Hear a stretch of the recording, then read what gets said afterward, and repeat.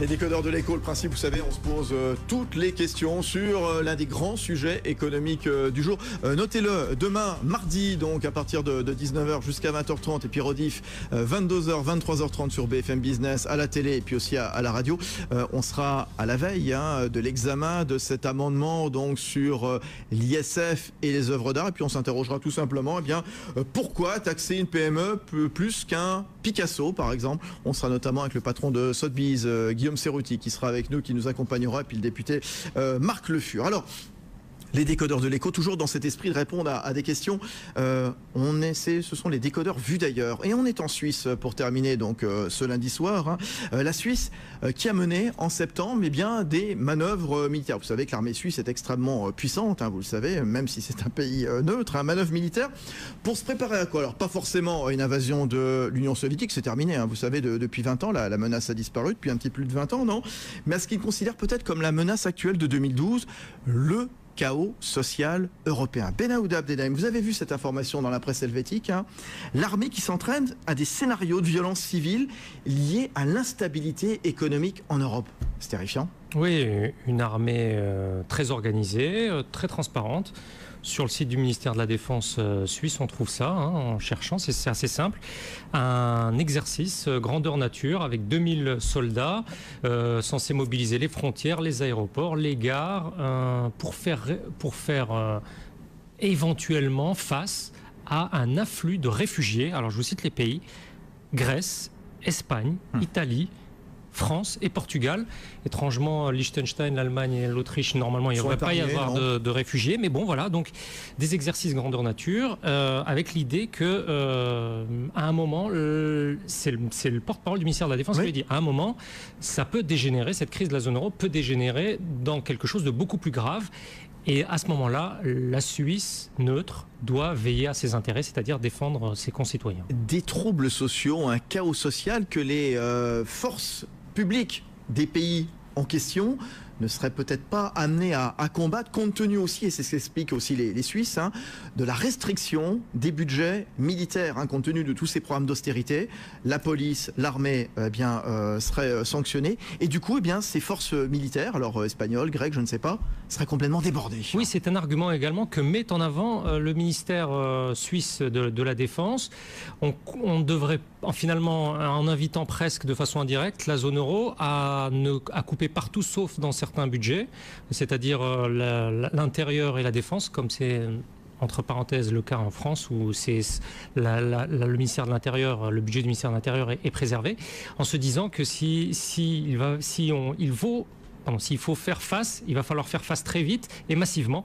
Et apparemment, il ne s'en cache pas du tout de ces exercices. Menace réelle ou pas, Benaouda Abdelrahim? Regardons ce qui s'est passé mardi dernier, quand Angela Merkel elle est venue en Grèce, en terrain extrêmement miné. Il y avait quand même 7000 policiers et militaires. 7000 donc dans la capitale grecque, un petit pays finalement de 10 millions d'habitants. 7000 pour assurer donc la sécurité de la chancelière fédérale. C'est qu'on avait peur, oui, alors. On a, comme si c'était un chef d'État d'un État ennemi finalement, d'un État avec lequel le peuple grec était en guerre.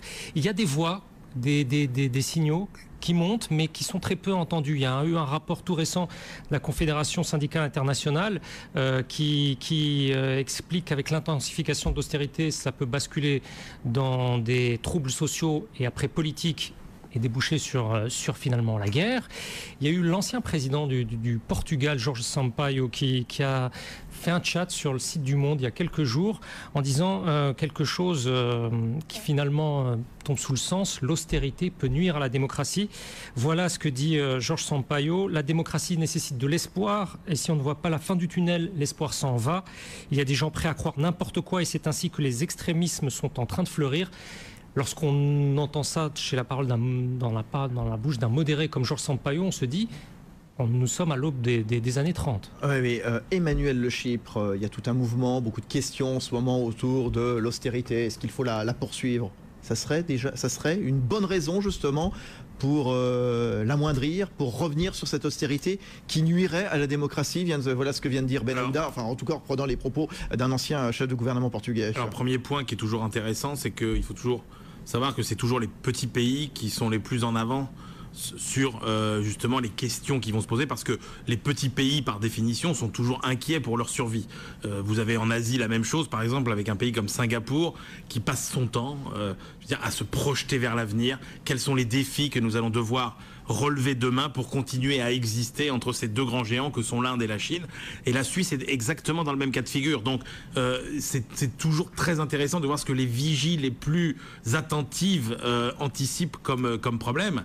Et la deuxième chose qui est à mon avis bien anticipée, c'est qu'effectivement la seule chose qui peut vraiment miner l'euro et tuer l'euro aujourd'hui, c'est effectivement les peuples qui décideront un jour que l'euro, finalement, qu'on leur avait présenté comme étant garant de la prospérité, de l'enrichissement, de la croissance, etc., n'est qu'un long chemin pavé de malheur et de sacrifices, et qu'à un moment, certains dirigeants politiques un peu démagogiques, Marine Le Pen en France, diront « Attendez, mieux vaut s'en sortir tout seul parce qu'on pourra dévaluer, etc. » Et voilà, et qui dit que dans certains pays, un jour, il n'y aura pas cette tentation de vouloir sortir de l'euro avec... il y a déjà des flux migratoires déjà en Europe qui sont très forts. Les jeunes Espagnols qui vont directement en Allemagne, qui passent même plus par la France. Les jeunes Portugais qui s'en vont, qui retournent même en Angola. On en a parlé la semaine dernière. C'est quand même... et qui reviennent même en France aussi. Donc les flux migratoires, ils sont déjà là. Alors, risque de troubles sociaux, est-ce que les pays concernés prennent l'ampleur de la mesure, on ne sait pas. La gendarmerie française, par exemple, la gendarmerie nationale, est-ce qu'elle planche sur des scénarios d'émeutes, par exemple? Je pense que si on pose la question, aucun officiel ne le reconnaîtra, mais enfin, on ose espérer que ce type de scénario est à l'étude. En tout cas, voilà qui n'est pas rassurant, Benaoud Abdeldaïm. En tout état de cause, si vous fouillez là sur le site du ministère de l'Intérieur et de la Défense, il n'y a pas cette franchise qu'ont les Suisses en disant il faut notre concept d'exercice, le Stabilo Doué. Stabilo Doué, c'est le nom de l'exercice en effet. Repose sur un scénario supposant l'instabilité d'une partie de l'Europe spécialement délimitée géographiquement pour l'occasion. La Suisse connaît également des troubles, des attentats et des actes de violence. Voilà, il s'y prépare. La France, peut-être maintenant. En tout cas, aucun officiel ne le reconnaîtra. Enfin, en tout cas, ne le dit aujourd'hui. Mais ce serait, j'espère, je pense, irresponsable de ne pas l'envisager. Les décodeurs de l'écho, c'est terminé ce lundi soir. Très très bonne soirée. Rediffusion, vous le savez, 22h, 23h30. Et puis on retrouvera demain donc Benaouda Abdeldaïm, Emmanuel Le Chypre et puis nos décodeurs donc demain mardi autour de l'ISF et des œuvres d'art. Un sujet un petit peu sensible, vous le savez. Bonne soirée.